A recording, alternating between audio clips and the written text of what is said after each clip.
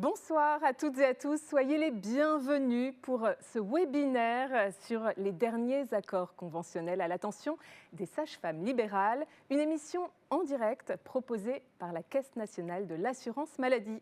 Je m'appelle Dorothée Christie, je suis journaliste et je vais avoir le plaisir de vous accompagner durant les 45 prochaines minutes, entourée de 3 invités. Bonsoir à tous. Bonsoir. Bonsoir. Thomas Fatom, vous êtes le directeur général de la Caisse nationale de l'assurance maladie. Et 2 experts de la CNAM sont avec nous. Michael Benzaki, responsable du département des actes médicaux. Bonsoir.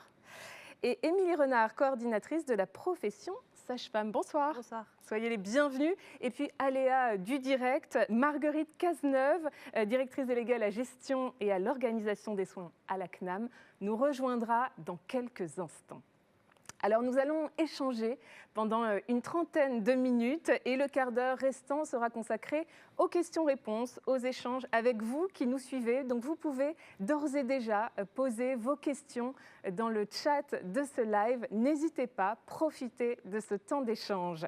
Et puis veuillez noter qu'un questionnaire de satisfaction vous sera proposé à la fin de ce live. Merci de prendre quelques minutes pour y répondre. Je le disais, nous allons revenir sur une actualité riche pour la Convention nationale des sages-femmes libérales avec 2 avenants, le 6 et le 7, qui entraînent un certain nombre de mesures structurantes. Thomas Fatom, est-ce que vous pouvez nous expliquer quelle est la nature de ces 2 avenants et l'impact pour les sages-femmes libérales? Oui, tout à fait. D'abord, très heureux d'ouvrir ce webinaire et je crois que vous êtes nombreux à nous suivre et c'est vraiment important pour nous de pouvoir partager cette actualité conventionnelle avec les sages-femmes. Ces 2 avenants, finalement, ils ont 2 idées fortes. Valoriser l'intervention des sages-femmes auprès des patientes et puis améliorer les conditions d'exercice de la profession. Ça veut dire quoi ? On y reviendra, je crois, dans le détail de ce webinaire, bien sûr, mais 3 séries de mesures. D'abord, la reconnaissance de la sage-femme référente qui va accompagner les patientes dans la maternité. Ensuite, valoriser le rôle des sages-femmes dans les problématiques de santé publique et de prévention, avec une rémunération de santé publique qu'on a créée. Et le 3e élément, c'est de faciliter finalement l'exercice mixte en libéral, mais aussi à l'hôpital, en maison de naissance et dans les maternités. Vraiment, voilà, ces 3 éléments qui sont venus nourrir 2 avenants effectivement très importants, je crois, pour la profession et puis bien sûr aussi sur la prise en charge des femmes. Et alors, vous le disiez, c'est une valorisation qui passe par une revalorisation financière notamment. Oui, c'est vrai. On en a beaucoup parlé, bien sûr, avec les 2 syndicats et on a souhaité répondre, je crois, à leurs demandes. C'est un investissement qui est important pour l'assurance maladie, plus de 80 millions d'euros. Et pour dire les choses directement, c'est plus de 10 000 euros d'honoraires, je parle bien d'honoraires, pour les sages-femmes. Donc c'était normal, c'est justifié de faire cet investissement. On l'assume pleinement, on l'a construit avec les 2 syndicats, mais c'est vrai que c'est, je crois, un cap important qui est franchi pour la profession. Et puis ces évolutions conventionnelles n'impactent pas uniquement les sages-femmes, ce sont toutes les patientes, les femmes en général, qui vont être impactées positivement. Oui, tout à fait. On le reverra, je pense, dans ce webinaire. Typiquement, permettre à une femme d'avoir une sage-femme référente, eh bien, c'est la condition d'un meilleur suivi parce qu'elle aura un point de contact qui va suivre tout son parcours. Donc, typiquement, et c'est là l'intérêt de ces négociations conventionnelles, c'est de travailler avec les professions, travailler avec la profession de sage-femme, mais bien sûr au service des assurés sociaux. Et je crois que ces avenants-là aussi marquent des progrès très importants pour le suivi des femmes dans notre pays. Et alors, comment se sont passées les discussions avec les différentes parties prenantes ? Écoutez, je crois qu'elles le diront peut-être tout à l'heure. Hein. Moi, ça a été assez intense, à la fois dans le temps et puis dans les échanges. 2 avenants qui se sont succédés dans des délais courts. Ce n'est pas toujours fréquent. Souvent, il y a des délais plus longs entre 2 avenants. On avait fait finalement, on avait la perception à la sortie de la première discussion de la NANSIS qu'il fallait relancer assez rapidement. Donc voilà, peut-être qu'on n'a pas été d'accord sur tout, bien sûr. À chaque fois, c'est des compromis, ces avenants conventionnels, mais je crois qu'on a essayé de s'écouter, de construire, de partager. Et nous, on est assez fiers de ce qu'on a réussi à faire ensemble avec les 2 syndicats, même s'il y a encore beaucoup de travail devant nous pour les prochains mois et les prochaines années. Et justement, je vous propose qu'on découvre en images un court message des organisations syndicales signataires de ces conventions, l'Organisation nationale syndicale des sages-femmes et l'Union nationale et syndicale des sages-femmes. On les regarde.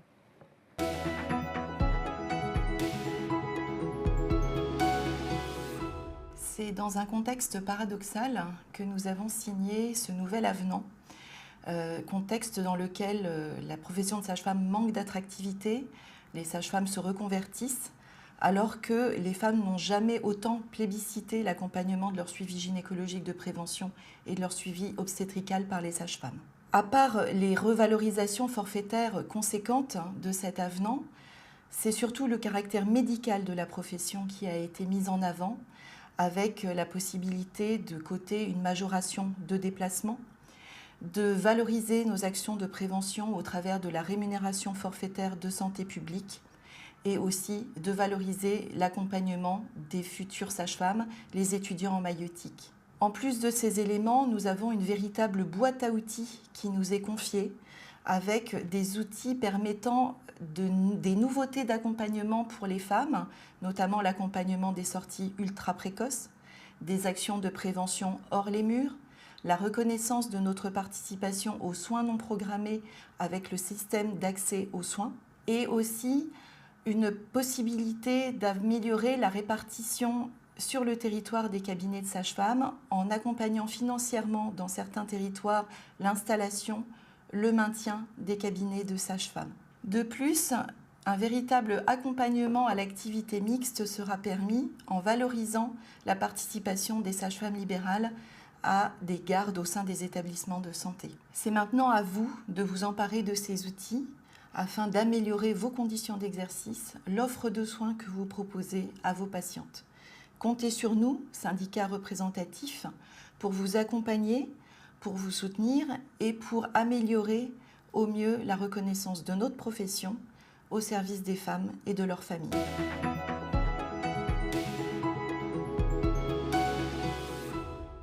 Si je devais résumer en une phrase l'incidence des avenants 6 et 7 à la Convention nationale des sages-femmes, eh bien je dirais qu'ils permettent une meilleure reconnaissance de notre profession, tant pour notre rôle dans le parcours de soins que pour notre rémunération. La sage-femme référente, actée par l'avenant 6, permet une reconnaissance du rôle essentiel de la sage-femme dans le parcours de soins des grossesses et du postpartum.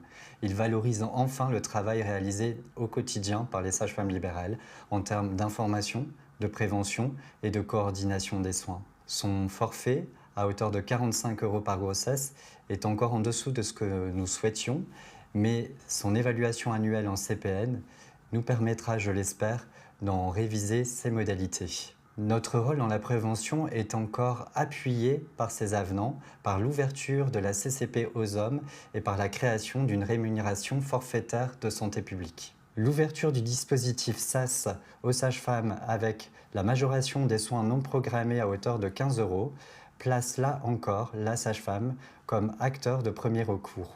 Les sages-femmes libérales ont, parmi les professionnels de santé, des revenus parmi les plus bas. Les revalorisations tarifaires des lettres clés, des indemnités kilométriques et l'ouverture de la majoration de déplacement MD sont les mesures phares de ces avenants. Nous soulignons les forfaits par ces avenants, mais nous tenons à réaffirmer notre volonté de redonner de l'attractivité à notre profession et améliorer le parcours des soins des familles. Enfin, une vraie politique d'amélioration du parcours de soins devrait avoir lieu, avec une vision beaucoup plus globale du parcours de soins coordonnés. Un grand merci pour ces deux témoignages sur les enjeux forts autour des évolutions conventionnelles.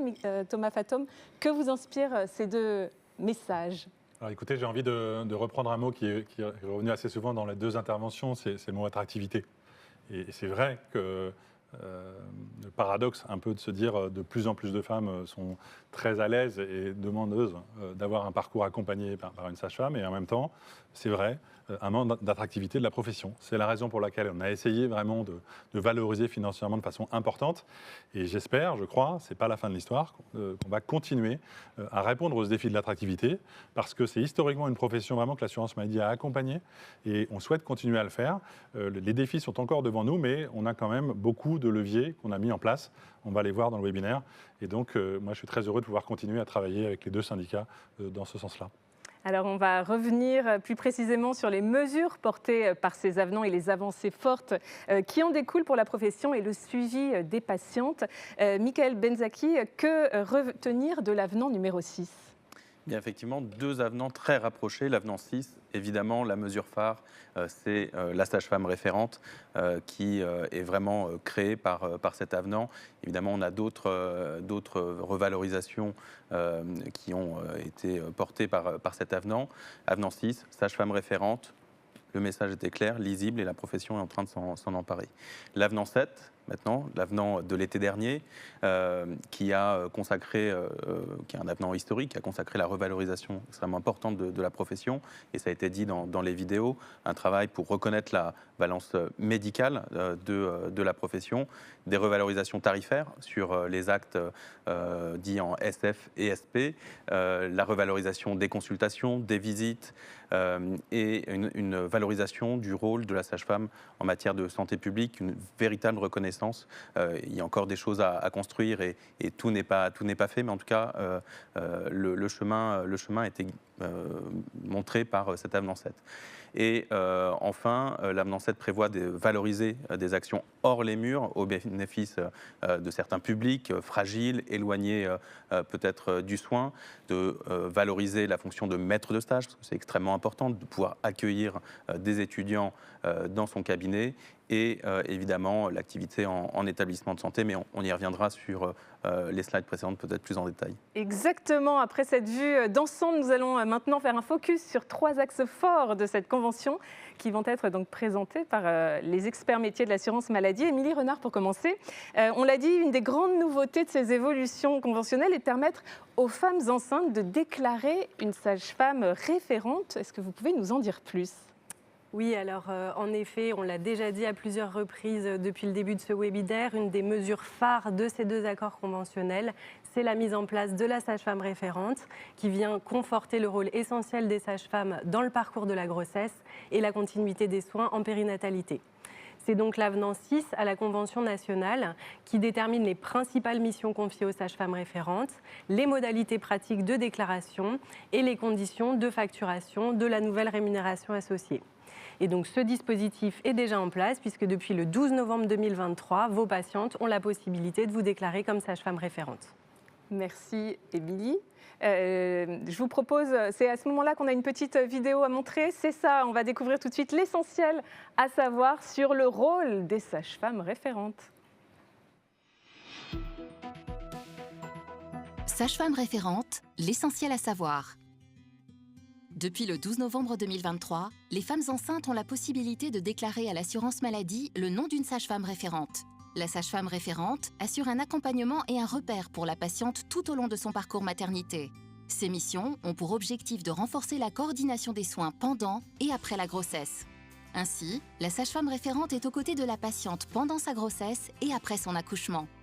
Tout au long du suivi, la sage-femme référente a un rôle d'accompagnement, de prévention et de coordination de la patiente qui l'a choisie. Mission de la sage-femme référente pendant la grossesse.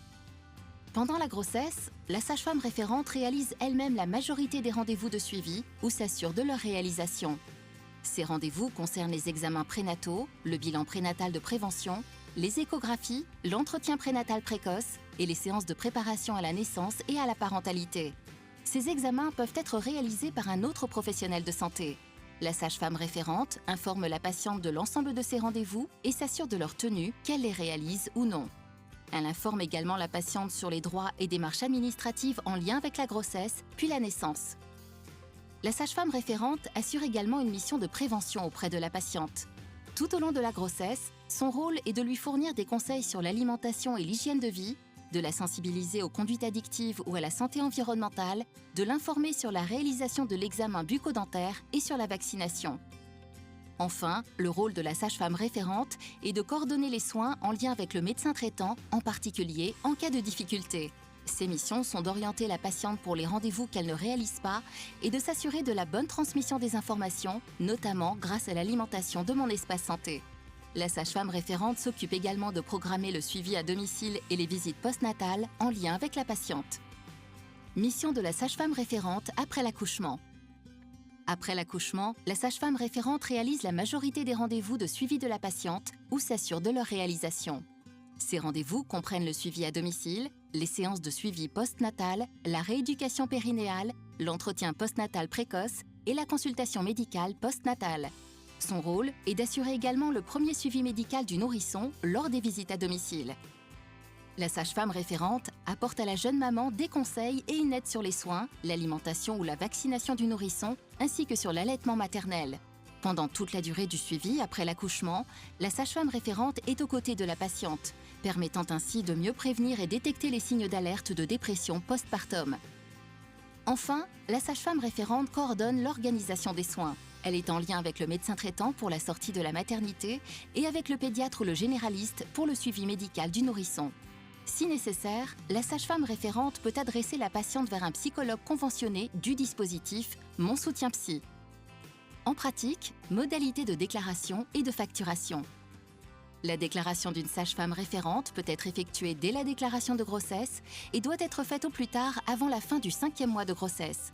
Cette déclaration s'effectue via un formulaire CERFA disponible sur Amélie Pro et sur amélie.fr. La patiente et la sage-femme remplissent et signent ce formulaire en 2 exemplaires. Un exemplaire est donné à la patiente qui l'adresse par courrier à sa caisse d'assurance maladie et un exemplaire est conservé par la sage-femme. La sage-femme référente doit également inciter sa patiente à renseigner son nom dans son profil médical de Mon Espace Santé. Après l'accouchement, la sage-femme facture le code SFR. La date de soins doit être comprise entre l'accouchement et les 12 jours suivant celui-ci. Sauf cas particulier, la sage-femme libérale déclarée comme référente perçoit une rémunération forfaitaire de 45 € par suivi de grossesse. Ce forfait, pris en charge à 100% au titre de l'assurance maternité, est majoré pour les patientes bénéficiaires de la complémentaire santé solidaire. Le dispositif prend fin 14 semaines après l'accouchement. En synthèse, la sage-femme référente assure le suivi de la patiente pendant la grossesse et après son accouchement. La sage-femme référente a un rôle d'accompagnement, de prévention et de coordination. La déclaration d'une sage-femme référente doit être faite avant la fin du 5e mois de grossesse. La facturation doit être effectuée dans les 12 jours suivant l'accouchement. Voilà pour ce mémo en images. Vous vouliez apporter un complément d'information, Thomas ? Oui, peut-être simplement partager que ça y est, c'est parti. D'ores et déjà, quelques semaines après le lancement qui est intervenu fin novembre, on a plus de 16 000 patientes qui ont déclaré leur sage-femme référente. Et on est certain que ce chiffre, il va forcément augmenter très très rapidement, mais voilà, c'est déjà parti, ça va rentrer progressivement dans le quotidien des patientes et des sages-femmes, et donc on est certain qu'à la fin de l'année 2024, on aura réussi le décollage de la sage-femme référente, si j'ose dire. Et nous avons le plaisir d'accueillir Marguerite Cazeneuve qui vient de nous rejoindre. Bonsoir Marguerite. Vous êtes directrice déléguée à la gestion et à l'organisation des soins à la CNAM. On vous retrouvera dans quelques instants. Alors, pouvez-vous nous dire, Émilie, quelles sont les modalités pratiques de déclaration ? Alors effectivement, on l'a déjà vu au travers de cette vidéo, la déclaration doit intervenir sur un formulaire CERFA spécifique que vous voyez à l'écran et qui est déjà disponible sur Amélie Pro et sur amélie.fr. Ce qu'il faut retenir, c'est que la déclaration doit intervenir avant la fin du 5e mois de grossesse de votre patiente et que ce formulaire doit être rempli et signé en 2 exemplaires, dont un exemplaire qui va être adressé directement par votre patiente à sa caisse de rattachement. Et ce, dans l'attente, on l'espère très vite, d'un processus dématérialisé. Pour percevoir la rémunération de 45 € par suivi de grossesse, on l'a vu également au travers de la vidéo, vous devez facturer le code acte SFR. Et ce qui est important de retenir, c'est que ce code doit être facturé dans les 12 jours qui suivent l'accouchement. À noter que pour vos patientes bénéficiaires de la complémentaire santé solidaire, la C2S, le montant de ce forfait est majoré et vous devez appliquer la cotation SFR 1,12.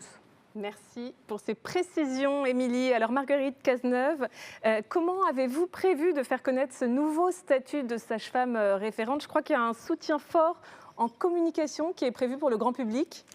Absolument. Alors, comme le directeur général l'a dit, avant même les actions de communication, c'est vrai que le dispositif de sage-femme référente, il démarre très fort. Donc ça, c'est une bonne nouvelle. C'est-à-dire que même sans soutien de communication, on voit bien qu'il y avait un besoin, une attente et que, j'allais dire, les assurés répondent.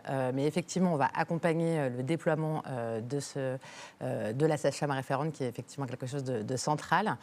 Donc on va démarrer avec des actions avec les délégués d'assurance maladie auprès des sages-femmes et des autres professionnels de santé. Donc ça démarre là tout juste.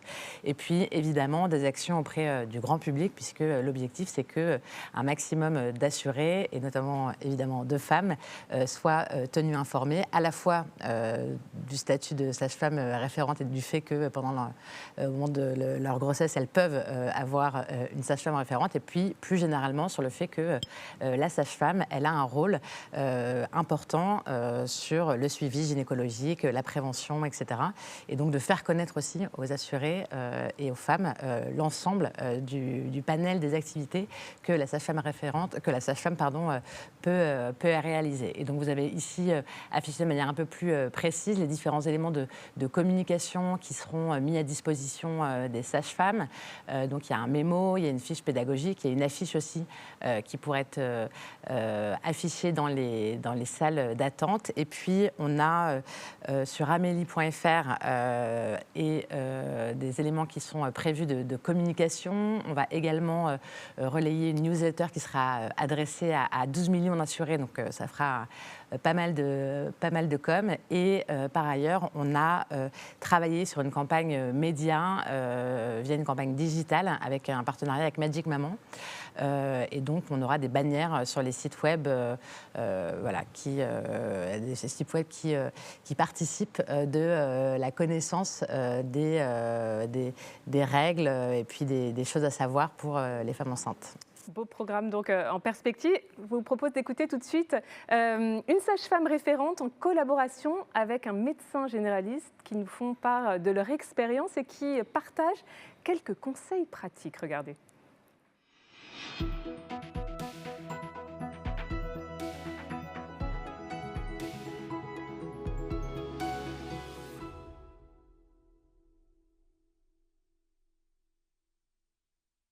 Ce nouveau rôle de sage-femme référente va apporter à la patiente une meilleure lisibilité pour elle dans son suivi. La déclaration qui va être faite avec la sage-femme va officialiser finalement ce parcours de soins tout au long de la grossesse. Elle saura à qui se référer, à qui poser des questions et en plus, ça permettra un meilleur lien avec la maternité.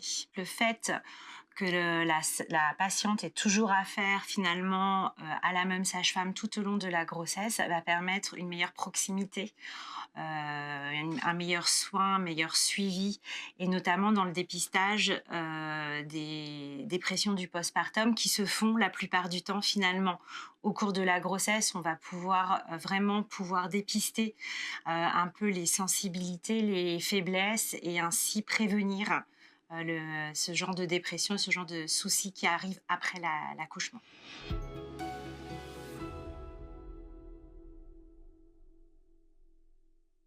Le dispositif de la sage-femme référente permet d'améliorer le suivi de la patiente, il améliore la transmission de l'information entre la sage-femme et le médecin traitant. Le dispositif améliore le suivi physique et psychologique de la patiente et également tout ce qui est prévention, vaccination, repérage des situations à risque. En cas de besoin, la sage-femme référente va pouvoir réadresser tant la patiente que le nouveau-né vers le professionnel de santé compétent. Si jamais le médecin traitant a besoin d'avoir une information concernant le suivi de sa patiente, il sait à qui demander. Et vice-versa, la sage-femme va pouvoir réadresser au médecin traitant également. En résumé, le dispositif va permettre d'améliorer le parcours de soins de la patiente enceinte et en postpartum.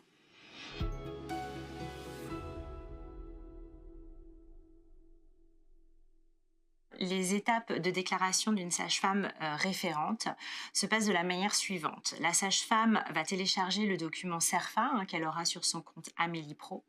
Elle le remplira conjointement avec sa patiente qui l'aura choisie comme sage-femme référente. Elles co-signeront ce document et la patiente se chargera de l'envoyer à sa caisse de rattachement. Tout ceci, bien sûr, doit se faire avant le 5e mois. Un grand merci pour ces précieux retours. Revenons maintenant sur un point important. Il s'agit de la rémunération de la sage-femme. Qu'est-ce qui change, Michael Benzaki ?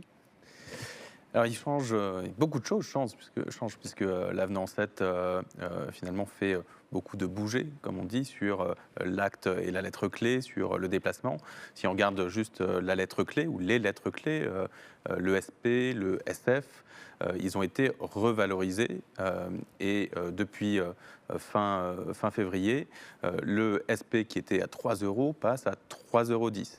Et le SF, c'était aussi une demande très forte des syndicats lors de la discussion de cet avenant. Le SF passe la barre des 3 €, puisqu'on était à 2,80 € et on passe aussi à 3,10 €. Et ça, c'est qu'une première étape, puisque la deuxième étape arrive au 1er janvier 2025, où les deux lettres clés passeront de 3,10 € à 3,20 €. Donc ça, c'est pour la partie acte technique. Et vous avez évidemment une revalorisation de la consultation, des consultations et des visites qui prennent 1,50 € à l'image de ce qui a été fait pour les médecins. Et donc, au travers de la majoration MSF, on a cette revalorisation puisque la MSF passe de 2 € à 3,50 €. En revanche, pour les actes de télésanté, de télémédecine, comme l'ensemble des autres professions, eh bien, il n'y a pas d'évolution. L'acte de téléconsultation reste à 25 €. En revanche, il y a eu une évolution puisque l'acte de téléconsultation dans les Outre-mer a été revalorisé au même niveau que les médecins. Et donc, l'ensemble de ce paquet-là, le directeur général l'a rappelé, au total, c'est plus de 10 000 €. On est sur cet avenant 7 à 5 000 € tout de suite et 7 500 € sur les 2 ans 2024-2025.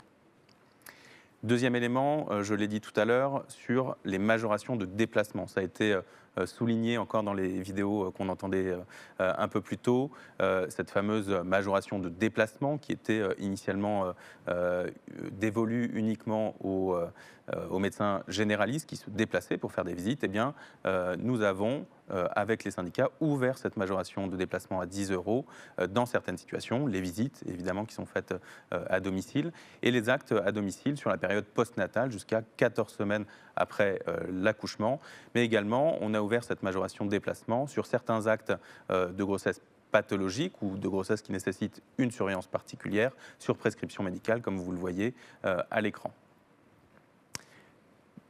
Dernier élément, évidemment, on a parlé de la majoration de déplacement. Les indemnités kilométriques sont évidemment revalorisées au niveau des médecins, donc que ce soit en plaine, à la montagne et évidemment à pied ou à ski. Vous avez une revalorisation significative de ces indemnités kilométriques. Enfin, un autre sujet qui était la surveillance rapide à domicile. Il a été précisé dans cet avenant que la majoration de 30 € pour les 2 premières visites de surveillance à domicile pouvait se coter quel que soit le lieu de réalisation de l'accouchement. C'est une précision qui avait été demandée par la profession.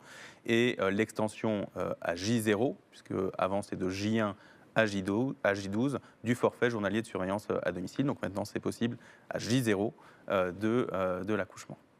Merci pour toutes ces précisions, Émilie Renard. Est-ce qu'on peut dire que la place des sages-femmes est de plus en plus importante dans notre système de soins ? Effectivement, nous allons maintenant aborder les mesures qui visent à conforter le rôle des sages-femmes en matière de santé publique et de prévention et les mesures qui visent à favoriser l'accès aux soins. Donc d'abord, dans le champ de la prévention, 2 mesures qui s'inscrivent en fait dans la continuité de ce qui était déjà prévu dans la Convention. La première concerne la consultation de contraception et de prévention, la CCP. Celle-ci est étendue aux jeunes hommes de moins de 26 ans et par ailleurs, elle est revalorisée donc à 47,50 € en métropole et 57 € dans les départements d'outre-mer.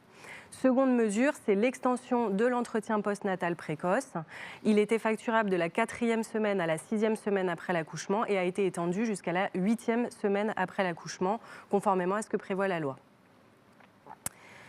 Pour favoriser l'accès aux soins, une nouvelle rémunération a été créée pour favoriser les sages-femmes qui réalisent des actions en dehors de leur cabinet et en particulier au bénéfice des publics les plus fragiles. Il peut s'agir d'interventions qui sont réalisées en milieu scolaire, en établissement pénitentiaire ou encore dans des foyers d'hébergement pour adultes handicapés. Le montant de cette rémunération est de 300 € par an si vous effectuez au minimum 2 interventions en dehors de votre cabinet. Et le premier paiement de cette rémunération est prévu en 2025 au titre de l'année 2024.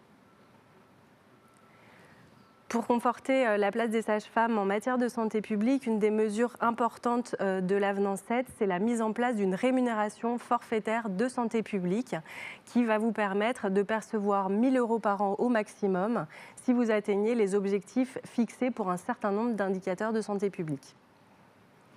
Ces indicateurs sont au nombre de 5. Ils ont été regroupés en 3 thématiques. La vaccination, pour encourager la vaccination contre la grippe et la coqueluche des femmes enceintes. Le suivi bucco-dentaire. Et pour ce qui concerne le suivi de la femme enceinte, pour encourager la réalisation des entretiens pré- et post-nataux et des séances de préparation à la naissance. Nous avons fixé pour chacun de ces indicateurs des seuils en pourcentage de votre patientèle et si vous atteignez ou dépassez ce seuil, vous pouvez percevoir par indicateur une rémunération de 200 €, sachant que chaque indicateur est indépendant les uns des autres.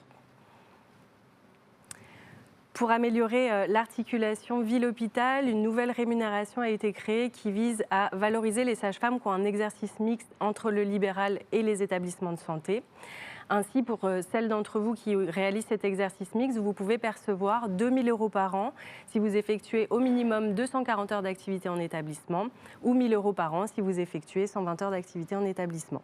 Le premier paiement de cette rémunération est également prévu en 2025 au titre de l'année 2024.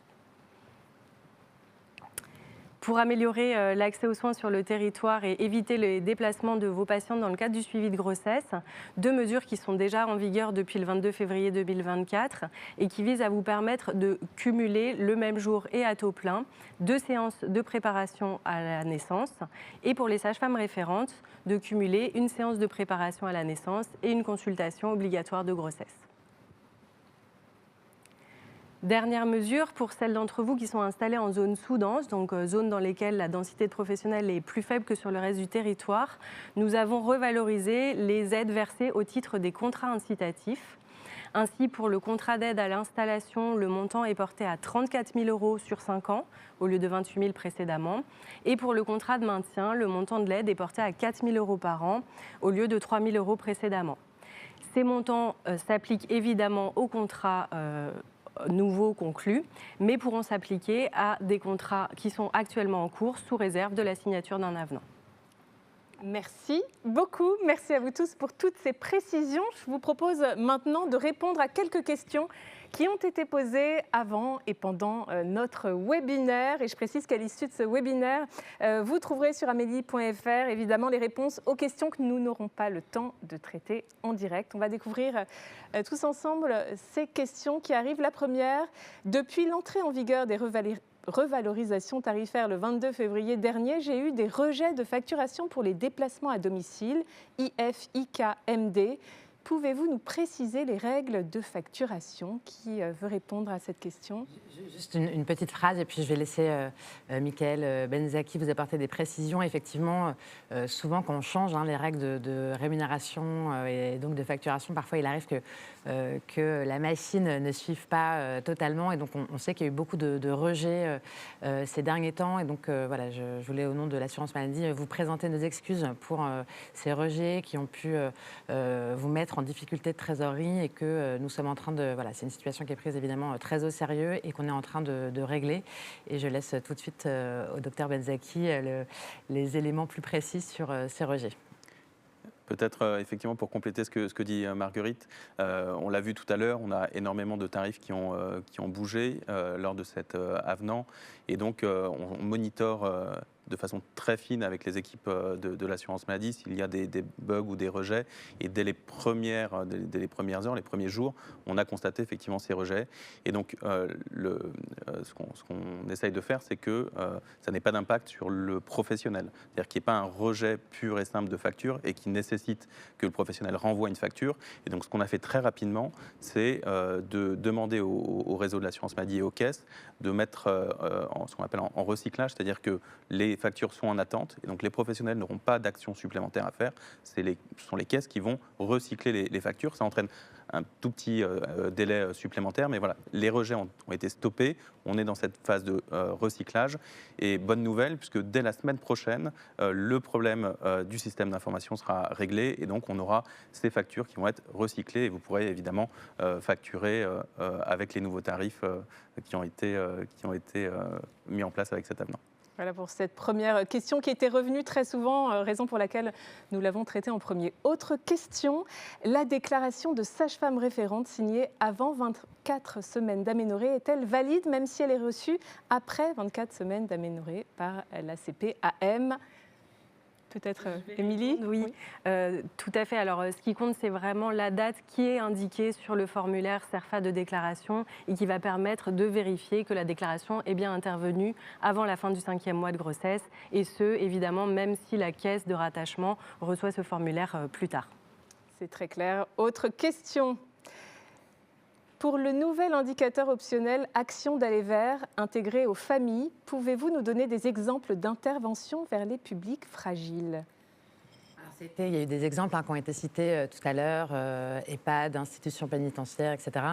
C'est vrai que, vous l'avez compris, avec l'avenant 6 et l'avenant 7, l'assurance maladie, elle porte une conviction très forte. C'est celle que les sages-femmes ont une place vraiment centrale dans le système de santé. Et donc, à partir du moment où on est convaincu qu'une profession a une place centrale, il faut que tous les assurés puissent y avoir accès. Et donc, on va construire avec vous ces actions d'aller vers, mais le but du jeu, c'est que, y compris les assurés et les femmes qui sont les plus éloignées du soin, puissent avoir accès aux sages-femmes. Et donc, sur plein de choses, qui est effectivement le temps de la grossesse, mais tout ce qui relève de la prévention, de l'IVG, de la contraception, bref, tout ce que les sages-femmes peuvent apporter aux patientes. Et donc, on vous accompagnera, on vous aidera à faire le lien avec ces publics précaires qui ont besoin de vous. Autre question qui va droit au but. Pourquoi nos rémunérations ne suivent pas l'inflation ? Elle est pour vous, Thomas Fatome, cette question. Merci. En effet, elle est assez directe, mais elle est importante. C'est vrai que les lettres clés des sages-femmes, mais aussi des autres professions de santé, ne sont pas indexées sur l'inflation. Pourquoi ? Parce que, quelque part, le système historique en France, c'est un système de négociation, c'est un système de dialogue social entre les représentants des professions de santé et l'assurance maladie. Et donc, c'est toute cette discussion conventionnelle. Maintenant, notre objectif... je crois qu'on a essayé de le montrer, c'est de faire que cette discussion conventionnelle elle doit permettre d'améliorer les niveaux de rémunération et de le faire de manière substantielle pour les sages-femmes, y compris dans une période, bien sûr, on l'a vu en 2022, on l'a vu en 2023, même si c'est en train de se calmer, l'inflation a été très importante. Donc quand l'inflation revient, quelque part, c'est primordial qu'on accélère ce dialogue social pour permettre d'augmenter les rémunérations, et notamment les rémunérations des sages-femmes libérales. Une autre question qui nous arrive en direct. Pourquoi le tarif du télésoin n'a pas été revalorisé comme la lettre clé ? Ça risque de décourager les sages-femmes de faire du télésoin qui peut être un outil très utile pour certaines patientes enceintes qui ne peuvent pas se déplacer. Qui veut répondre à cette question ? Je vais me lancer. Effectivement, simplement pour redire que l'assurance maladie, évidemment, soutient la télésanté, la télémédecine. Et très rapidement, les sages-femmes s'en sont emparées avec le Covid et puis après, au cours des différents avenants qui ont inscrit dans le droit commun ce télésoin ou la télémédecine pour les sages-femmes. Un point d'attention, parce que finalement, dans les différentes discussions, on s'est aperçu que, avec l'ensemble des professions, on a commencé à décorréler l'acte en présentiel et l'acte à distance. On l'a fait avec les médecins, on l'a fait avec les chirurgiens dentistes, on l'a fait avec les orthophonistes, les orthoptistes. Et donc, ça a été fait avec l'ensemble de la profession. C'est un point qui avait été discuté lors des discussions de l'avenant 7 à l'été dernier. Sur la téléconsultation, c'était très clair. Voilà, je crois qu'il y a eu une incompréhension peut-être sur la téléconsultation, c'était très clair, mais sur les autres actes en SF, donc TFS, pour entrer dans la technique, où certains se sont dit est-ce qu'on a la revalorisation des lettres clés ? Et non, effectivement, on n'a pas deux poids, deux mesures entre la téléconsultation et les autres actes à distance. L'ensemble des actes qui sont réalisés à distance restent au même niveau. En revanche, il y a ce coup de pouce sur la lettre clé qui, encore une fois, est historique, qui n'avait pas bougé depuis plus de 10 ans sur les lettres clés et les actes qui sont réalisés au cabinet. Merci pour cet éclairage. Autre question, pour la nouvelle rémunération forfaitaire, si la femme que j'accompagne a été vaccinée par son pharmacien ou son médecin, est-ce que je serai pénalisée ?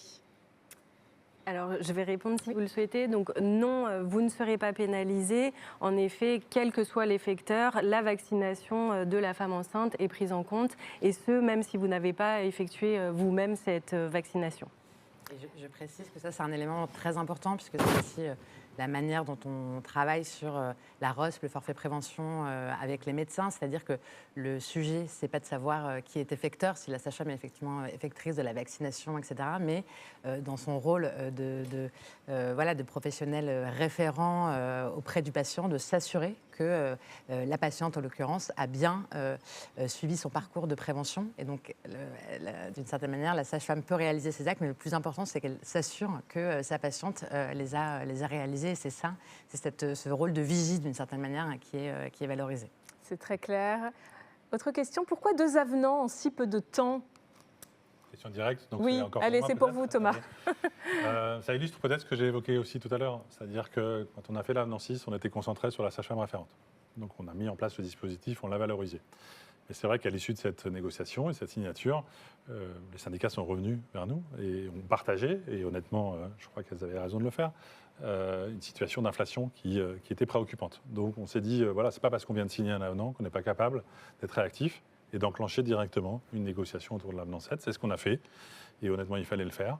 Répondre à cette problématique de l'inflation, améliorer aussi les dispositifs de façon structurelle. Donc c'est peut-être le signe que ce dialogue avec les représentants des sages-femmes fonctionne bien, aussi qu'on est à l'écoute, et donc on est capable d'être réactif. Et je crois qu'on a fait, encore une fois, œuvre utile d'enchaîner aussi rapidement l'avenant 6 et l'avenant 7.